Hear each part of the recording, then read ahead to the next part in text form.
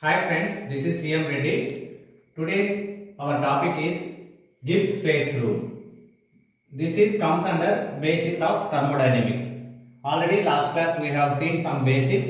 Now we are continuing with the basics. This Gibbs phase rule, first we will see the definitions of the phase and components. First see the definition. Phase means physically distinct, chemically homogeneous and mechanically separable. This is called phase. Example, solid, liquid, gases. So here I am taking a container. In this container water is there and sand particles are there. Here these two are physically distinct.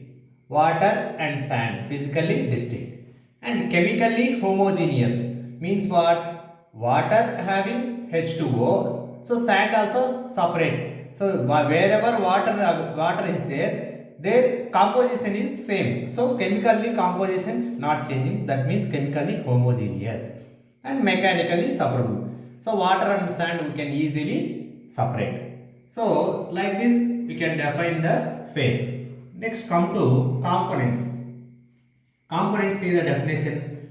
Chemical species from which alloy is made. Mainly this components means chemical species. For example, I am taking water plus ice as our system. So components are only one component. Why? Because water also H2O, chemically ice also H2O. So we can say components only one component. And what are here come to phases? What are the phases? Water is liquid form, ice is solid form. So two phases are there. Like this we can define the phase and components. Next come to our main thing, that is Gibbs phase rule. P plus F is equals to C plus 2. This is Gibbs phase rule. Here P means number of phases and F is degrees of freedom. Degrees of freedom means what? Minimum number of independent intensive variables required to fix the state. Here you observe intensive variables.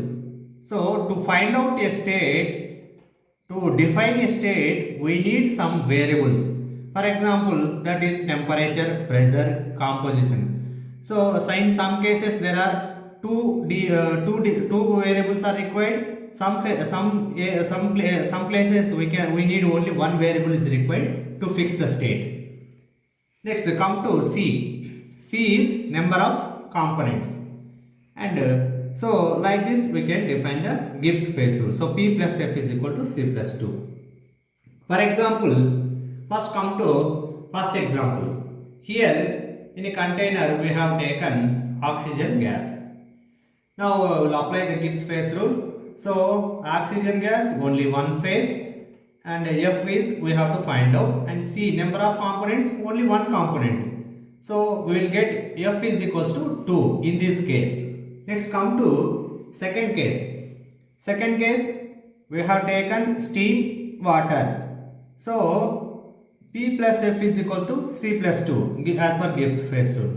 So what are the phases here? Steam is one and water, two phases are there. So 2 plus F is equals to, components is same only because H2O both are chemical species, both are same. So yes, C is 1. So we will get degrees of freedom 1 in this case. Next come to third one. Third case we have taken ice, water vapor. So here according to Gibbs phase rule, here you see P plus F is equal to C plus 2. Phases are 3 phases are there. So 3. One phase is solid, liquid, solid, and water is liquid, water vapor is gas. So 3 phases, solid, liquid and gas. So 3 phases, and component is same only because all are H2O only. So we have taken component as 1.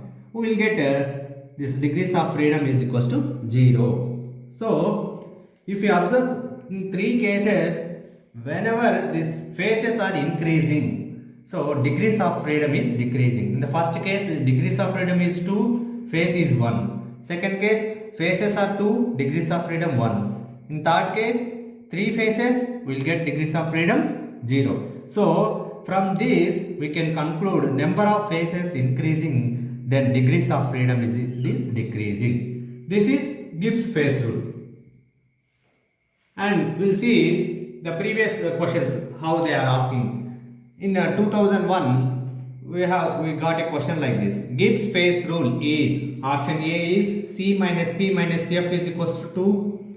Option B is F minus C minus P is equals to 2. Option C is C plus F minus P is equals to 2. Option D is P plus F minus C is equals to 2. It is direct formula only. So you observe here P plus F is equals to, you send C that side. So this is the P plus F is equal to C plus 2. This is our answer. Next come to second question in 2002. As per Gibbs phase rule, number of components is equals to 2. Then number of phases will be. So here we can solve this question. See here his question is asking number of components is equals to 2. They given C is equals to 2. And they are asking phases. So we'll, according to Gibbs phase rule, P plus F is equals to C plus 2. Here P is, we have to find out. So P, F also unknown. So number of components 2. 2 plus 2 4. So P plus F is equals to 4. Here just we'll take minimum degrees of freedom. What is the minimum degrees of freedom? 0. So first case we will take P, F is 0, then P is equals to 4.